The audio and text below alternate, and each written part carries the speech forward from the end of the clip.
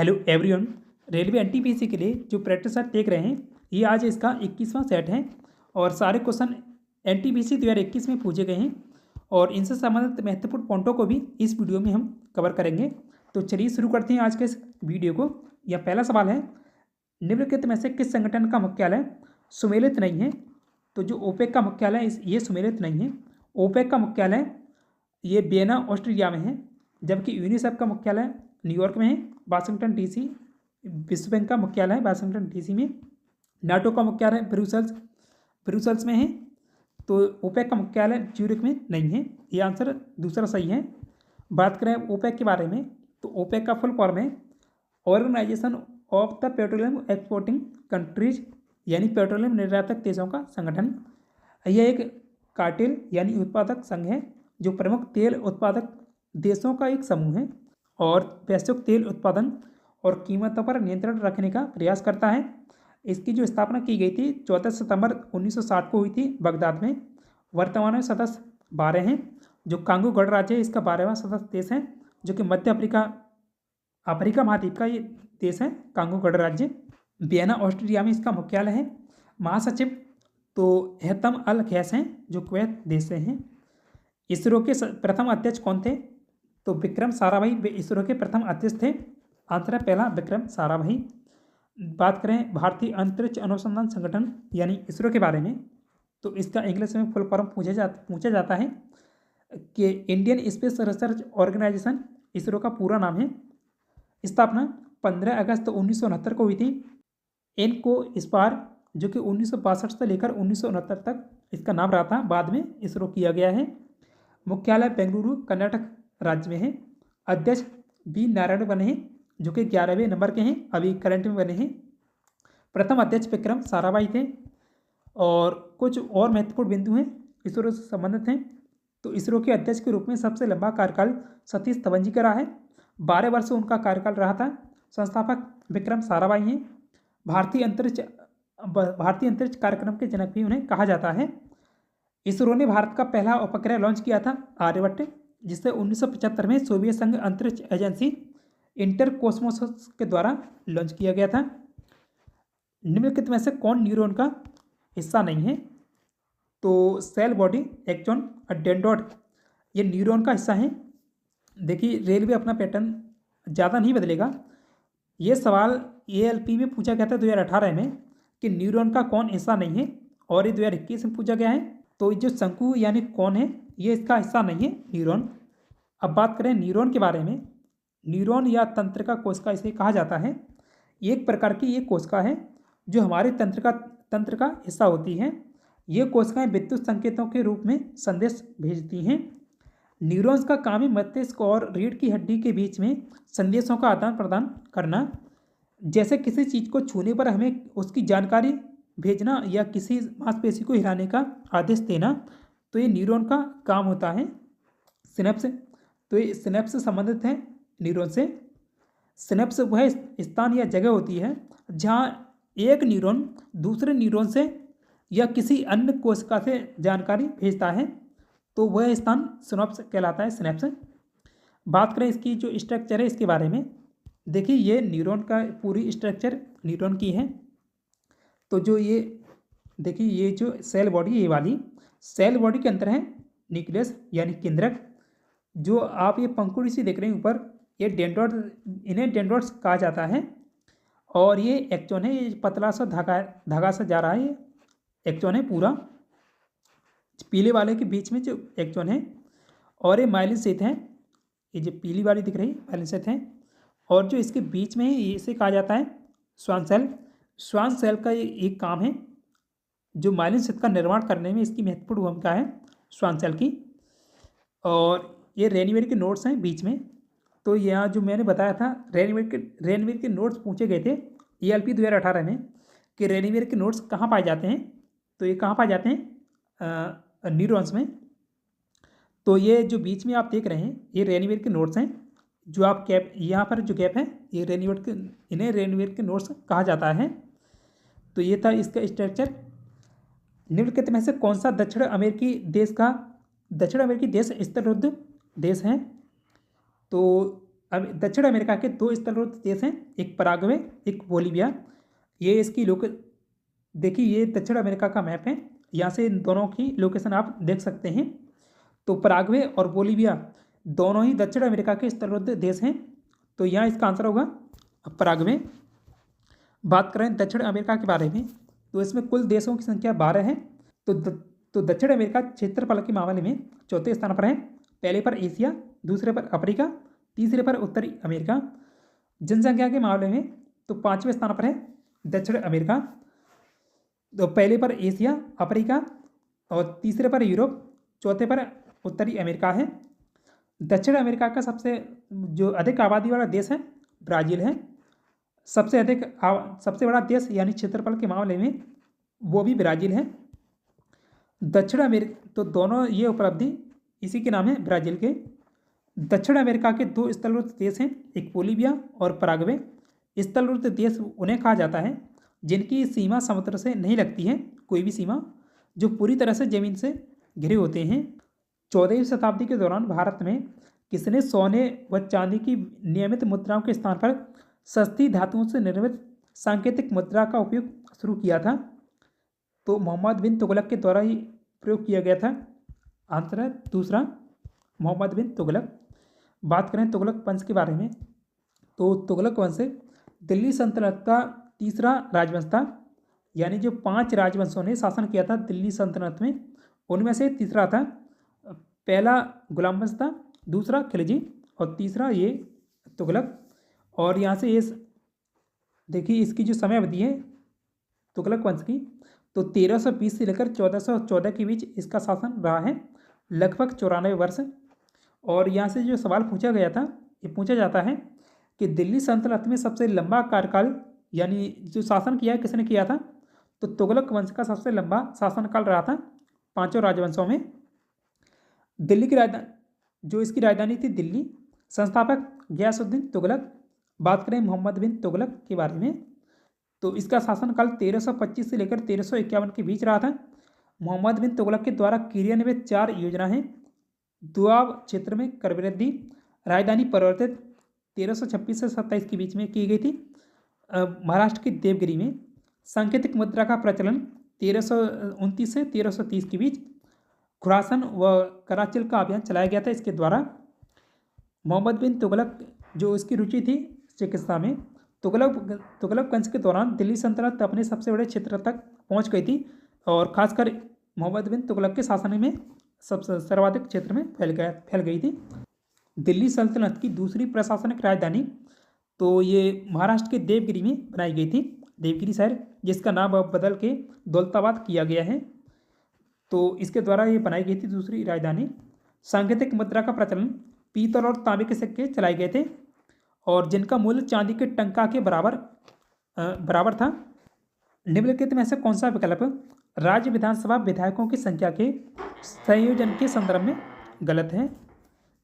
तो देखिए जो राजस्थान में 200 विधानसभा सीटें हैं, महाराष्ट्र में 288 और उत्तराखंड में 70 हैं। दिल्ली में 50 नहीं है, तो दिल्ली में विधानसभा की सीटों की संख्या है 70। अब बात करें दिल्ली के बारे में, तो दिल्ली यमुना नदी के किनारे स्थित है। इसकी जो मुख्यमंत्री आतिशी मारलेना और उप मुख्यमंत्री विनय कुमार सक्सेना उपराज्यपाल हैं, तो विनय कुमार सक्सेना हैं। विधानसभा सीटों की संख्या 70 है। निम्नलिखित में से कौन सी भारतीय वैज्ञानिकों द्वारा विकसित सुपर कंप्यूटर परम की श्रृंखला नहीं है? तो परम मित्र इसकी श्रृंखला नहीं है। आंसर पहला। बात करें परम सुपर कंप्यूटर के बारे में, तो परम सुपर कंप्यूटर का विकास पूरे सीडेक के द्वारा किया गया था। यानी सीडेक का फुल फॉर्म है centre for development of advanced computing. तो इसके द्वारा इसका विकास किया गया था, 1980 के दशक में किया गया था। श्रृंखला तो परम 8000, परम 8600, 9000, 10000 और परम पदम, युवा सेकंड, कंचनजंगा। तो परम तो इसके सभी के साथ लगा है। ईशान, जैव गरुड़, वायु इन्फर्नो, श्रेष्ठ, नील, शिवाय, ब्रह्मा, परम सिद्धि AI और संगणक युक्ति, उत्कर्ष और स्मृति, परम सेवा, स्फूर्ति, प्रवेश, गंगा, शक्ति, अनंत, हिमालय, कामरूप और पोरुल सभी के साथ परम तो जुड़ा है, ये याद रखिएगा। तो ये इसके अलग अलग श्रेणी हैं। परम रुद्र सुपर कंप्यूटर 2024 में लॉन्च किया गया था। तो ये 3 सुपर कंप्यूटर लॉन्च किए गए थे। यहाँ से करंट में सवाल पूछा गया था कि ये तीनों सुपर कंप्यूटर कहाँ स्थापित किए गए थे। तो पुणे, दिल्ली और कोलकाता में स्थापित किए गए थे। सीडैक, तो सीडैक का गठन हुआ था 1988 में। अकेला चलो रे गीत किसने लिखा था? रविंद्रनाथ टैगोर इसके लेखक हैं। आंसर पहला रविंद्रनाथ टैगोर। बात करें इस गीत के बारे में तो 1905 में जो बंगाल विभाजन हुआ था उस समय ये लिखा गया था गीत। 1905 में रविंद्रनाथ टैगोर के द्वारा बंगाली देशभक्ति गीत है, ये उनके द्वारा लिखा गया था। अकेला चलो रे प्रसिद्ध गीत है जो पहले एकला नाम से 1905 में भंडार पत्रिका में प्रकाशित हुआ था। महात्मा गांधी यह गीत उनका ये पसंदीदा गीत था महात्मा गांधी का, और इसे उनके आंदोलन के दौरान गाया जाता था। गीत में श्रोता को यह संदेश दिया गया है कि भले ही उसे दूसरों का समर्थन या मदद ना मिले, फिर भी उसे अपनी यात्रा और संघर्ष जारी रखना चाहिए। रेड डाटा बुक किससे संबंधित डेटा प्रदान करती है? तो लुप्तप्राय पादप और जंतु का एक आंकड़ा रखती है। आंसर है चौथा रेड डाटा बुक। तो इसका जो क्रियान्वयन किया जाता है IUCN के द्वारा क्रियान्वयन करती है IUCN का फुल फॉर्म है international union for conservation of nature, यानी प्रकृति संरक्षण के लिए अंतर्राष्ट्रीय संघ, जो इसकी स्थापना हुई थी 1964 में। मुख्यालय कैम्ब्रिज इंग्लैंड में है। देखिए सारे यहाँ से पॉइंट पूछे जाते हैं। इसमें उन जानवरों, पौधों और अन्य जीवों के बारे में जानकारी दी गई है जो कि विलुप्त होने के खतरे में हैं। कोलकाता बंदरगाह किस नदी पर स्थित है? आंसर है पहला हुगली। तो कोलकाता बंदरगाह देश का एकमात्र बंदरगाह है जो कि किसी नदी पर स्थित है।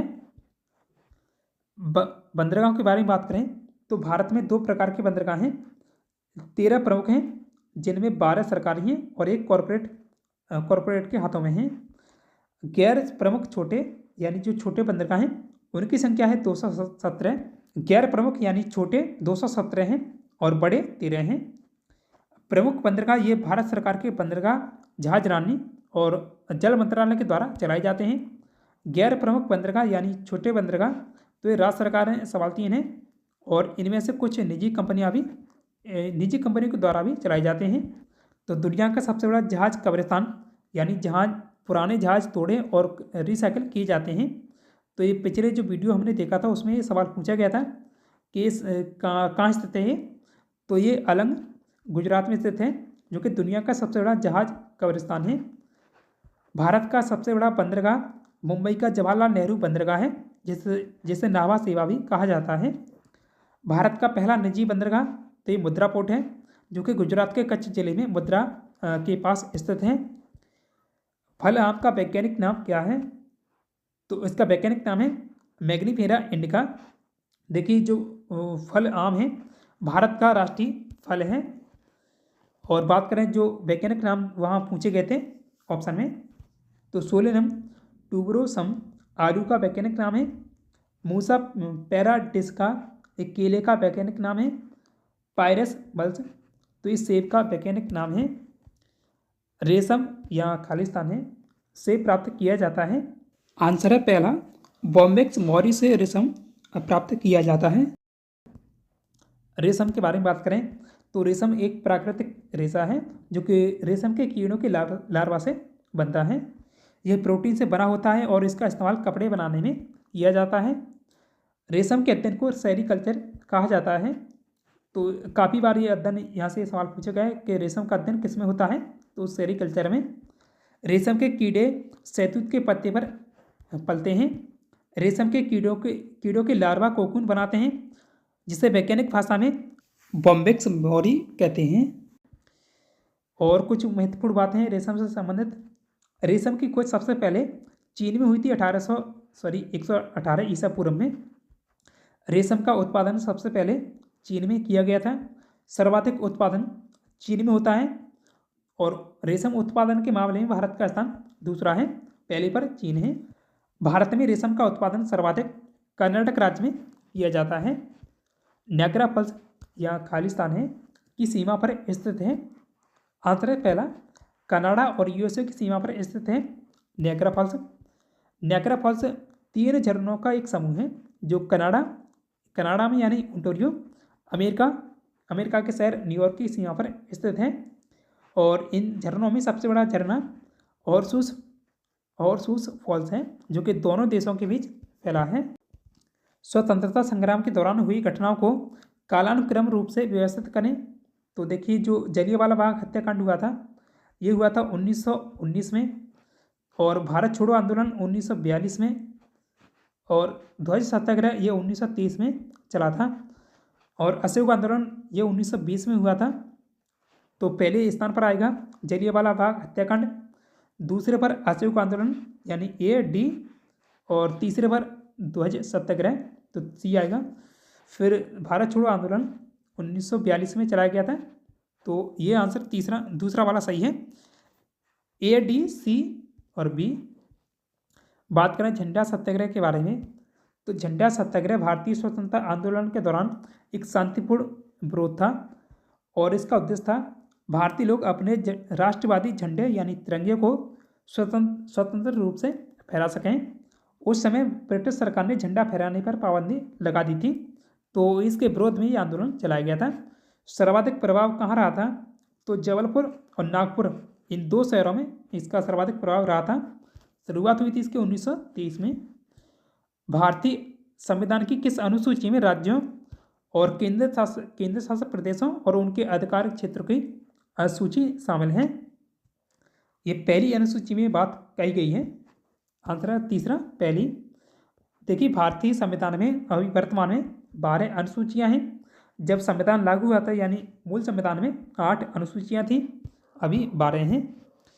तो बात करें जो सभी अनुसूचियां उनके बारे में बात करें, तो प्रथम अनुसूची में, तो इस अनुसूची में भारत के राज्यों और क्षेत्रों और उनकी सीमा में हुए परिवर्तन और उन परिवर्तनों के लिए प्रयुक्त कानूनों की सूची दी गई है इसमें। दूसरी, अधिकारियों और न्यायाधीशों और नियंत्रण एवं महालेखा परीक्षक के वेतन के बारे में बात की गई है। तीसरी में जो शपथ के प्रकार यानी निर्वाचित अधिकारियों और न्यायाधीशों के लिए पद की शपथ के बारे में ये उल्लेख है तीसरी में। चौथी में राज्य या केंद्र शासित प्रदेश द्वारा राज्यसभा यानी संसद का ऊपरी सदन है, सीटों के आवंटन के विवरण यहाँ दिया गया है चौथी में। पाँचवीं, तो अनुसूचित क्षेत्रों और अनुसूचित जनजातियों के प्रशासन और नियंत्रण का प्रावधान ये करता है 5वीं अनुसूची में। छठी में असम, मेघालय, त्रिपुरा और मिजोरम, नागालैंड जनजाति क्षेत्रों के प्रशासन के लिए प्रावधान है इसमें। तो ये 4 राज्य हैं, असम, मेघालय, त्रिपुरा और मिजोरम। यहाँ से ये सवाल पूछा जाता है कि छठी अनुसूची में कौन सा राज्य शामिल नहीं है, तो वहाँ होगा नागालैंड और अरुणाचल प्रदेश। तो एक और बचा है, वो तीसरा और है, तो ये 3 नहीं है और ये 4 इसमें शामिल हैं। 7वीं में केंद्र सरकार, राज्य सरकार और समवर्ती जिम्मेदारियों के लिए सूची है, तो इसमें 3 सूचियाँ अलग से दी गई हैं। 8वीं अनुसूची आधिकारिक भाषाओं का इसमें उल्लेख है। 9वीं में कुछ अधिनियमों और विनियमों का सत्यापन इसका उल्लेख है 9वीं में। 10वीं संसद और राज्य विधानसभा के सदस्यों के लिए दल बदल विरोधी प्रावधान दिए गए हैं 10वीं में। 11वीं पंचायती राज से संबंधित है यानी ग्रामीण स्थानीय सरकार के बारे में। 12वीं नगर पालिकाओं के संबंधित है 12वीं यानी शहरी स्थानीय सरकार के बारे में। भारतीय संसद का उच्च सदन कौन सा है? आंसर है दूसरा, राज्यसभा। देखिए, जो भारतीय संसद है लोकसभा और राज्यसभा और राष्ट्रपति 3 अंगों से मिलकर बनी है। तो राज्यसभा को उच्च सदन कहा जाता है, लोकसभा को निम्न सदन। तो राइट आंसर है दूसरा, राज्यसभा। निम्नलिखित में से कौन सा आंदोलन नील की बलात् कृषि से संबंधित है? तो नील की खेती से संबंधित कौन सा आंदोलन था? ये चंपारण सत्याग्रह था। आंसर चौथा, चंपारण सत्याग्रह, जो कि 1917 में चला था बिहार में। नोट कीजिएगा, जो ये सत्याग्रह है ब्रिटिश भारत में महात्मा गांधी के नेतृत्व में पहला सत्याग्रह था। तो ये पॉइंट यहाँ से ये पूछा जाता है कि ब्रिटिश भारत में महात्मा गांधी के नेतृत्व में पहला सत्याग्रह कौन सा था? चंपारण सत्याग्रह, जो कि कब से कब तक चला था? 10 अप्रैल से लेकर मई 1917 के बीच चला था। चंपारण बिहार में किसान खेती करने के लिए मजबूर थे और इसके लिए उन्हें बहुत कम भुगतान मिलता था। ब्रिटिश शासन के समय किसानों को नील यानी इंडिगो की खेती करने के लिए मजबूर किया जाता था। महात्मा गांधी को चंपारण आने के लिए किसने आमंत्रित किया था? तो राजकुमार शुक्ल ने आमंत्रित किया था। यहाँ से काफ़ी पॉइंट पूछे जाते हैं। भारत सरकार की किस योजना का उद्देश्य 100 दिनों की श्रम रोजगार की गारंटी देकर क्षेत्रों में लोगों की आजीविका सुरक्षा को बढ़ाना है? मनरेगा में, ये मनरेगा है आंसर पहला मनरेगा। तो बात करें मनरेगा यानी महात्मा गांधी राष्ट्रीय ग्रामीण रोजगार गारंटी अधिनियम, तो ये 2005 में लाया गया था एक्ट। मनरेगा यानी इंग्लिश में फुल फॉर्म है Mahatma Gandhi national rural employment guarantee. पहले इसे राष्ट्रीय ग्रामीण रोजगार गारंटी अधिनियम कहा जाता था यानी नरेगा। तो 2 अक्टूबर 2009 को इसका नाम बदल के मनरेगा किया गया है। उद्देश्य इसका है काम करने के अधिकार की गारंटी देना। तो ये सवाल इससे पहले ही सवाल पूछा गया था कि काम करने की गारंटी अधिकार देना किसका काम है? तो ये इसी से संबंधित सवाल था, मनरेगा से संबंधित। लोकसभा से पारित हुई ये हुआ था 23 अगस्त 2005 को। राज्यसभा से 25 अगस्त 2005 को। राष्ट्रपति की मंजूरी तो 5 सितंबर 2005 को इसकी मंजूरी मिली थी और प्रारंभ हुआ था 2 फरवरी 2006 को। आंध्र प्रदेश के बंदावाली जिले के अनंतपुर गांव से इसकी शुरुआत की गई थी। और कुछ महत्वपूर्ण बिंदु हैं। तो नीति निर्माता इसके ज्योति द्रेज हैं, जो कि बेल्जियम के अर्थशास्त्री थे। केंद्र और राज्य सरकार इसमें 90 यानी केंद्र देता है 90 और 10% राज्य सरकार देती है। योजना का प्रारूप प्रत्येक परिवार को 1 वर्ष में कम से कम 100 दिन का रोजगार प्रदान करना है। 15 दिन तक रोजगार प्रदान न करने पर बेरोजगारी भत्ता देना होगा। कार्यस्थल पर मृत्यु या अस्थायी अपंगता की स्थिति में केंद्र सरकार राशि देती है 25,000 रुपये। भारत सरकार की किस योजना के तहत ग्रीनफील्ड उद्यम स्थापित करने हेतु कम से कम एक अनुसूचित जाति या अनुसूचित जनजाति यानी SC या ST उधारकर्ता एवं कम से कम एक महिला उधारकर्ता के लिए प्रति बैंक शाखा 10 लाख रुपये से और 1 करोड़ रुपये के तक का ऋण उपलब्ध कराती है या किया जाता है? तो ये स्टैंड अप इंडिया स्कीम ही इसके तहत किया जाता है। आंसर पहला stand up India scheme. Stand up India scheme की शुरुआत हुई थी 5 अप्रैल 2016 को और इसका मुख्य उद्देश्य महिलाओं और अनुसूचित जाति यानी SC और ST के लोगों को अपना कारोबार या व्यवसाय शुरू करने में मदद करना है। FTTP का पूर्ण रूप क्या है?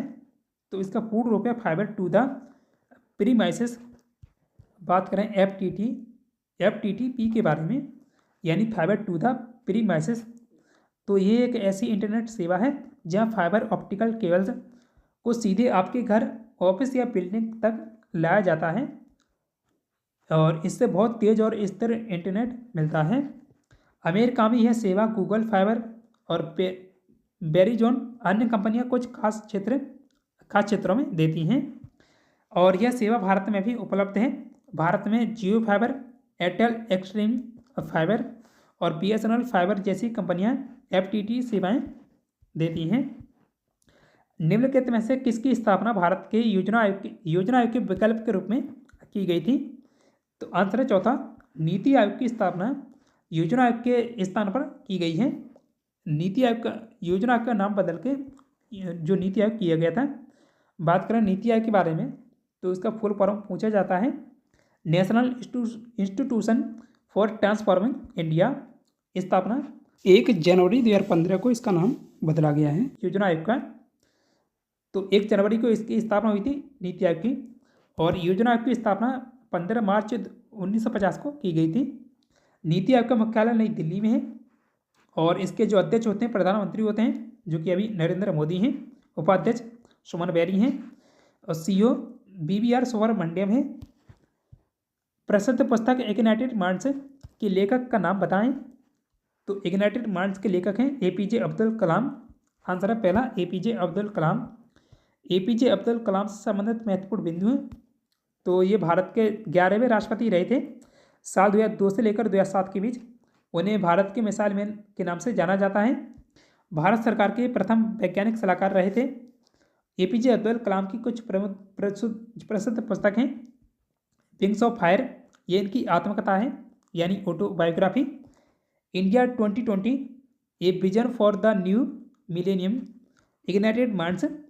और आगे the life tree transcending boundaries by journey, ये भी आत्मकथा है इनकी। स्पिरिट ऑफ इंडिया, आपका भविष्य आपके हाथ में है। और ए मैनिफेस्टो फॉर चेंज। और target 3 billion, the turning point, ये कुछ महत्वपूर्ण पुस्तक हैं जो यहाँ से पूछी जाती हैं।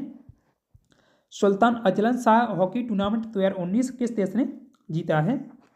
तो दक्षिण कोरिया के द्वारा ये 2019 में जीता गया था। बात करें वर्तमान के बारे में, तो अजलन शाह कब का संबंध है हॉकी से? तो यहाँ से किस खेल से संबंधित है, ये सवाल यहाँ से पूछा जाता है। इसकी शुरुआत हुई थी 1983 में। टीमों की संख्या 6 है। अजलन शाह जो कप है इसका आयोजन होता है अजलन शाह स्टेडियम मलेशिया में। अजलन शाह कप तो वर्तमान में इसका चैंपियन है जापान।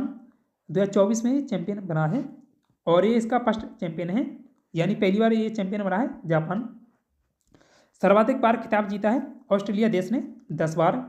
प्रथम विजेता ऑस्ट्रेलिया ही था।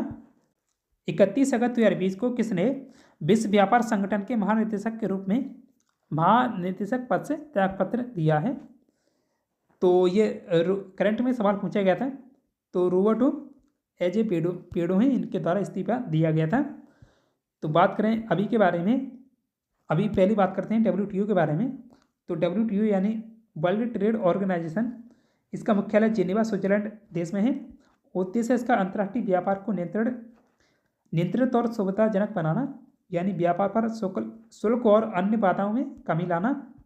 स्थापना 1 जनवरी 1995 में इसकी स्थापना हुई थी WTO की।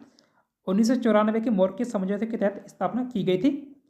और इससे पहले जो 1948 से गेट यानी टैरिफ और व्यापार पर सामान्य समझौता ये काम कर रहा था, यानी WTO से पहले गेट इसके स्थान पर काम कर रहा था। तो अब इसने इसकी जगह ले ली है गेट की। WTO की अभी वर्तमान में महानिदेशक नोगोजी ओंकोजी इवेला हैं, जो कि इसका नेतृत्व करने वाली पहली महिला और पहली अफ्रीकी हैं। तो ये दोनों पॉइंट यहाँ से ये महत्वपूर्ण हैं। और इसकी 7वीं महानिदेशक बनी हैं नोगोजी ओंकोजी इवेला। WTO के प्रथम महानिदेशक पीटर सदरलैंड थे, जो कि डबलिन आइलैंड देश से थे। और यहाँ से ये सवाल पूछा गया था ग्रुप टी 2018 में कि WTO के पहले महानिदेशक कौन थे? Peter Sutherland. WTO में कुल सदस्य देशों की संख्या 166 है। जो नए मेंबर बने 2024 में, तो कोमोरोस और तिमोर लेस्ते ये इसके नए मेंबर हैं अभी तक के। अल्टर हाउटन और राइस संयुक्त रूप से इनमें से किस खोज के लिए उन्हें 2020 में फिजियोलॉजी या मेडिसिन के क्षेत्र में नोबेल पुरस्कार दिया गया था?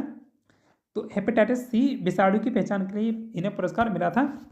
वर्तमान बात करें नोबेल पुरस्कारों के बारे में, तो नोबेल पुरस्कार भौतिकी में जॉन हॉपफील्ड और जेफरी हिंटन को मिला है। इन 2 व्यक्तियों को मिला है। नोट कीजिए जो इनकी विशेषता यानी किसके लिए मिला है, तो कृत्रिम तंत्र का नेटवर्क के साथ मशीन लर्निंग को सक्षम बनाने वाली आधारभूत खोजों के लिए दिया गया है। सारी विशेषता भी देखते चलेंगे साथ में। रसायन विज्ञान में तो डेविड बेकर, टेमिस हस्विस और जॉन एम जम्पर, तो रसायन विज्ञान में 3 व्यक्तियों को मिला है, डेविड बेकर, हेमिस हस्विस और जॉन एम जम्पर। प्रोटीन संरचना भविष्यवाणी और कम्यूटेशनल प्रोटीन डिजाइन के लिए दिया गया है इन्हें रसायन विज्ञान में।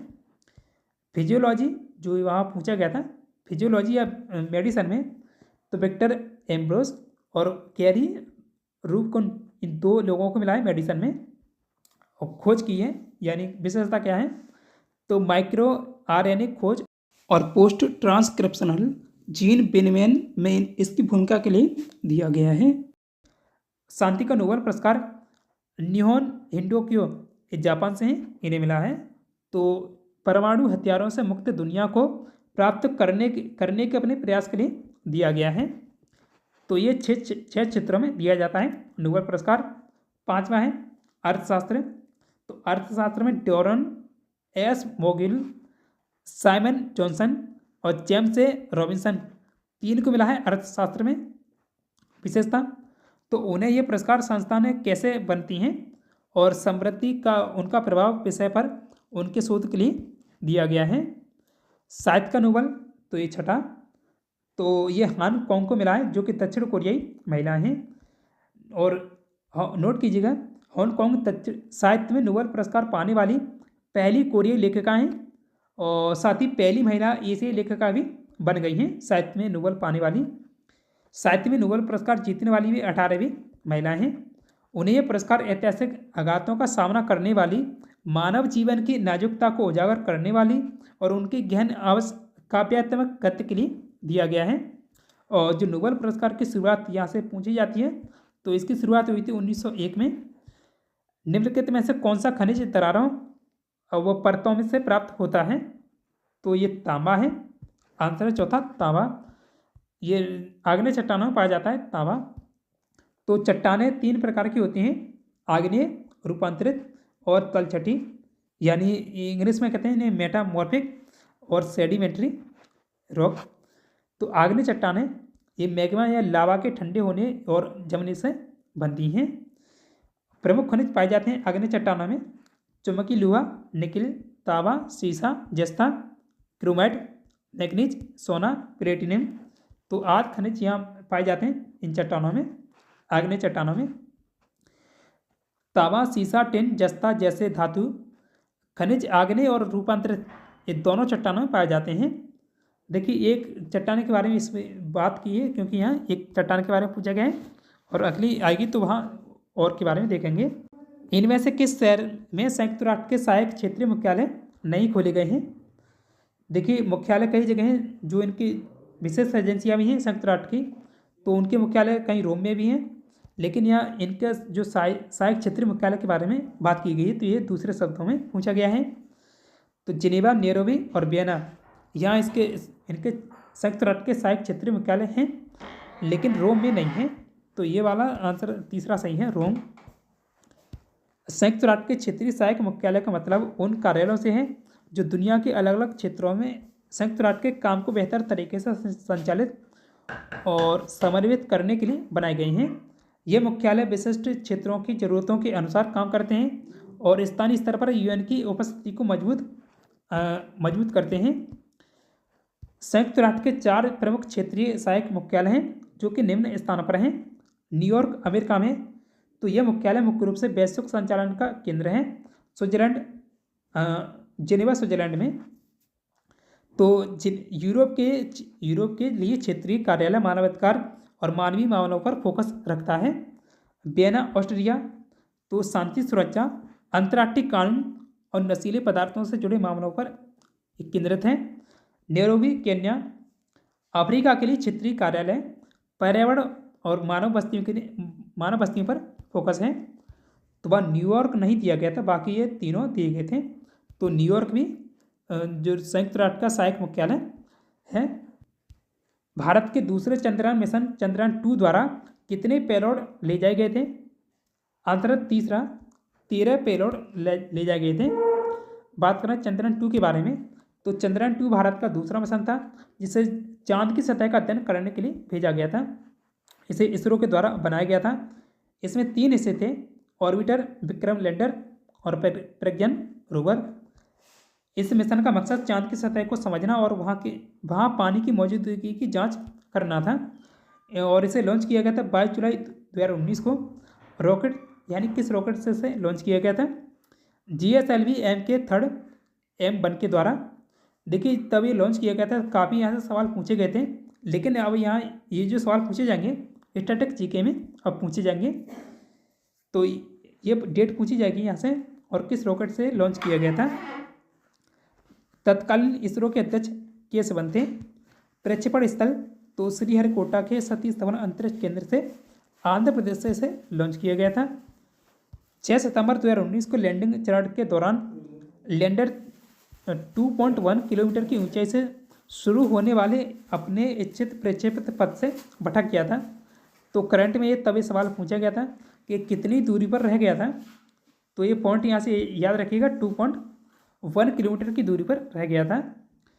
कुल भारतीय उपकरण या पेलोड तो 13 थे, जबकि एक नासा का भी इसमें उपकरण था शामिल था। तो कुल मिलाकर इसमें 14 उपकरण जो पेलोड थे शामिल थे। भारत में जैविक खेती की समर्थन हेतु भारत सरकार द्वारा कौन सी योजना शुरू की गई है? आंसर है दूसरा, परंपरागत कृषि विकास की योजना ये शुरू की गई थी। परंपरागत कृषि विकास योजना यानी PKBY। तो PKBY भारत सरकार की एक योजना है जिसका उद्देश्य पारंपरिक खेती को बढ़ावा देना और जैविक खेती के माध्यम से कृषि उत्पादन में सुधार करना है और साथ ही कृषि की लागत को कम करना है। और इसकी शुरुआत की गई थी अप्रैल 2015 को। जलियांवाला बाग हत्याकांड में अहम भूमिका के कारण माइकल फ्रांसिस ओ डायर की हत्या किसके द्वारा की गई थी? ऊधम सिंह के द्वारा की गई थी। तो आंसर है चौथा, ऊधम सिंह। बात करें ऊधम सिंह, तो इनका जो जन्म हुआ था 26 दिसंबर 1899 को लाहौर वर्तमान में पाकिस्तान में। मृत्यु यानी इन्हें फांसी दी गई थी तो 31 जुलाई 1940 को पेंटोन विले जेल लंदन में। और ऊधम सिंह का बचपन का नाम शेर सिंह था। सिख परिवार से संबंधित थे। संबंधित पार्टी तो गदर पार्टी और HSRA यानी हिंदुस्तान सोशलिस्ट रिपब्लिकन एसोसिएशन तो इससे संबंधित थे। माइकल ओ डायर की हत्या तो 13 मार्च 1940 को लंदन के कैक्सटन हॉल में की थी। नोट कीजिएगा, जो ये हत्या थी 1919 में अमृतसर में जलियांवाला बाग हत्याकांड का बदला लेने के लिए की गई थी। अंग्रेजों की हिरासत में रहते हुए जो ऊधम सिंह ने अपना नाम रखा था राम मोहम्मद सिंह आज़ाद। ये जो 3 धर्मों से संबंधित था ये नाम, हिंदू, मुस्लिम और सिख। 2019 में संयुक्त राष्ट्र महासभा ने हर वर्ष यानी या खालिस्तान है को international day of clean air for blue skies मनाने का प्रस्ताव स्वीकृत किया है। 7 सितंबर को ये दिवस हर साल मनाया जाता है। तो स्वीकार किए गए थे 2019 में 7 सितंबर को। बात करें international day of clean air for blue skies day के बारे में, दिवस के बारे में, तो संयुक्त राष्ट्र ने 7 सितंबर को नीले आसमान के लिए स्वच्छ वायु का अंतर्राष्ट्रीय दिवस घोषित किया है। और इसका उद्देश्य ये है वायु प्रदूषण कम करना और वायु गुणवत्ता में सुधार के लिए सभी देशों के बीच सहयोग बढ़ाना। तो इस दिवस की शुरुआत पहली बार ये मनाया गया था 7 सितंबर 2020 को। तो 2020 से इसकी शुरुआत हुई है। भोटिया भारत के किस राज्य से संबंधित अनुसूचित जनजातियों में से एक है? भोटिया जनजाति है उत्तराखंड राज्य की। आंसर है पहला, उत्तराखंड। देखिए उत्तराखंड की प्रमुख जनजाति भोटिया, थारू, जौनसारी, मुक्सा और राजी हैं। नेशनल इंस्टीट्यूशनल रैंकिंग फ्रेमवर्क यानी NIRF 2019 के अनुसार इनमें से कौन सा विश्वविद्यालय या संस्थान भारत में समग्र श्रेणी में प्रथम स्थान पर है? तो ये तब IIT मद्रास था। वर्तमान में भी यही पहले स्थान पर है, IIT मद्रास। ओवरऑल रैंकिंग में मद्रास पहले स्थान पर है। बात करें भारतीय संस्थानगत रैंकिंग फ्रेमवर्क यानी NIRF के बारे में, तो इसकी शुरुआत की गई थी, जो ये रैंकिंग है तो इसकी शुरुआत हुई थी 2016 में। शिक्षा मंत्रालय इसका प्रशासक है। शिक्षा मंत्रालय के द्वारा ये प्रकाशित की जाती है रिपोर्ट। भारत में उच्च शिक्षा संस्थानों को रैंक करने के लिए प्रतिवर्ष ये जारी की जाती है। ओवरऑल रैंकिंग में इस बार IIT मद्रास पहले स्थान पर है, चेन्नई का, और IIC बेंगलुरु दूसरे स्थान पर है। तो ओवरऑल कैटेगरी में दोनों पहले और दूसरे स्थान पर हैं। अन्य कैटेगरी में तो शीर्ष मेडिकल संस्थान में एम्स दिल्ली है, शीर्ष इंजीनियरिंग संस्थान में IIT मद्रास चेन्नई, और शीर्ष विश्वविद्यालय में भारतीय विज्ञान संस्थान यानी IISc बेंगलुरु। ब्रिटिश सेना के किस भारतीय सिपाही ने 1857 के भारतीय विद्रोह के फैलने से तुरंत पहले की घटनाओं में महत्वपूर्ण भूमिका निभाई थी? आंसर है चौथा, मंगल पांडे के द्वारा ये भूमिका निभाई गई थी। 1857 का विद्रोह शुरू कहाँ से हुआ था? तो मेरठ जिले से हुआ था 10 मई 1857 को। मंगल पांडे का जन्म हुआ था 19 जुलाई 1827 को बलिया यूपी में। मृत्यु यानी उन्हें फांसी दी गई थी 8 अप्रैल 1857 को। मंगल पांडे एक भारतीय सैनिक थे जिन्होंने 1857 के भारतीय विद्रोह की घटना में महत्वपूर्ण भूमिका निभाई थी।